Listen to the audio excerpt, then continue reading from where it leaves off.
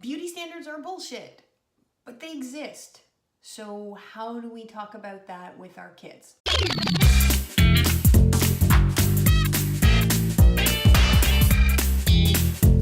Hi, I'm Nadine Thornhill, sexuality educator.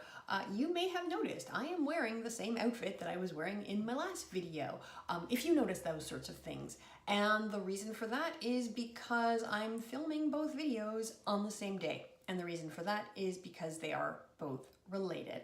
In my last video, I talked about the royal wedding, and I'm going to talk about it again in this video. Now, in my last video, I was not at all critical of the wedding. I wasn't analytical about the wedding. I basically just talked about how I watched it, I enjoyed it, and then I threw out some conversation starting questions. Even though I really did enjoy the royal wedding, and I enjoy weddings in general, it doesn't mean that I, don't notice and I am not critical of certain conventions around weddings. And it doesn't mean that, because I enjoyed this particular wedding, that, I haven't had sort of more critical or analytical thoughts about, what this particular marriage between Prince Harry and Meghan Markle means. There has been a lot of analysis, in the media and then also amongst my group of friends about the significance of Prince Harry marrying a woman who is Black, or she's biracial. So something I had thought about including in the last video was a series of questions about the significance of Meghan Markle's physical appearance. And I don't like to dwell on the physical appearance of women too much, but in this case, I just thought it was interesting that yes, she's been accepted into this family, but something that I have been questioning in my own head is, would she have been, as accepted if she was a Black woman who didn't have what are traditionally considered Eurocentric features? And that's no shade on her or what she looks like. We look like what we look like. She did not choose her looks, and I'm not criticizing her for them. But I would be remiss if I didn't say that, yeah, she has light skin, she has, sort of smaller, narrower facial features, she has, a slender body, and she has straight hair, or at least she wears her hair straight. I don't know if it's naturally straight. She can wear her hair however she wants to. So yeah, I had thought about including questions sort of, that would help prompt, kids or teens to think about these elements. And to sort of think about how people with different features, particularly women with different features, are treated differently, and that their beauty is perceived differently, that someone like Meghan Markle, traditionally throughout history, at least, in white supremacist culture, would be considered quite beautiful, whereas someone like me, or someone who's darker than me, someone with broader features, again, I'm talking more so about women, women with, larger bodies, more muscular frames, might be considered less beautiful.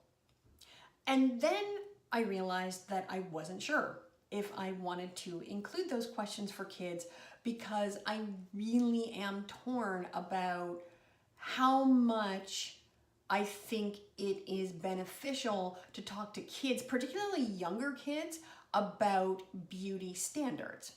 Now, on the one hand, like I said, beauty standards exist. It is true that people with different features are treated differently, and that there is definitely prejudice, in favor of someone who looks like a Meghan Markle, and that there are definitely prejudices and oppressions for people, who deviate from that sort of standard of beauty, and sort of the farther away you get from that, the less privilege you are generally afforded in our society. And I don't think that that is something that kids are completely blind to or don't know about.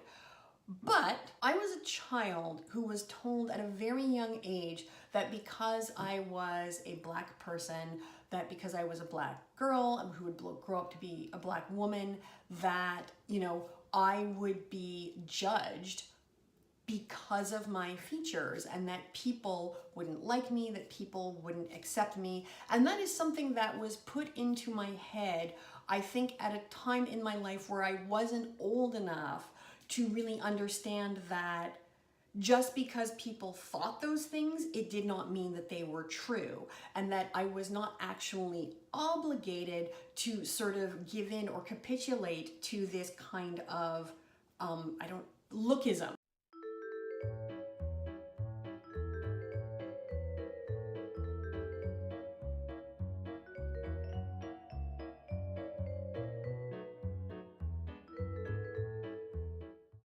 For lack of a better term, that because I did not meet certain people's ideas about beauty, it did not mean that I was not beautiful, or even beyond that, even if I wasn't beautiful, it didn't mean that I wasn't a human being worthy of basic human respect.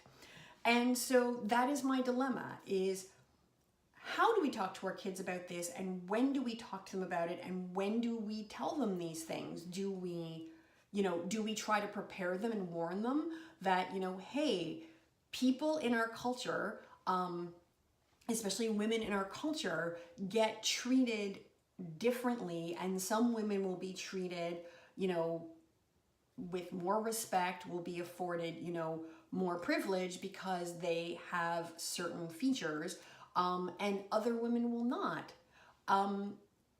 When do we start to talk to them about that, and how do we talk to them about it in a way that doesn't erode any given child's, sense of self-esteem, and, sense of entitlement to, like I said, basic human respect and decency?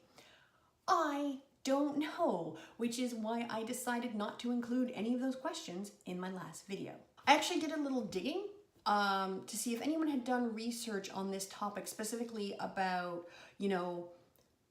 how to approach this conversation with kids, or when the best time might be, or even just what the outcomes of these conversations were for young people. And I didn't really find anything. Now, that having been said, it's not like I spent weeks and weeks and weeks, trying to find this research. So if any of you out there know of any research that's relevant to this topic, please let me know in the comments, because I would love to learn more about it. Like I said, I'm really not sure what the best way to approach these conversations with kids are, and I think it is very relevant to sexuality, how we perceive attractiveness, and how our perception of attractiveness affects people in their lives. So yeah, if you know of research that I should read, let me know in the comments.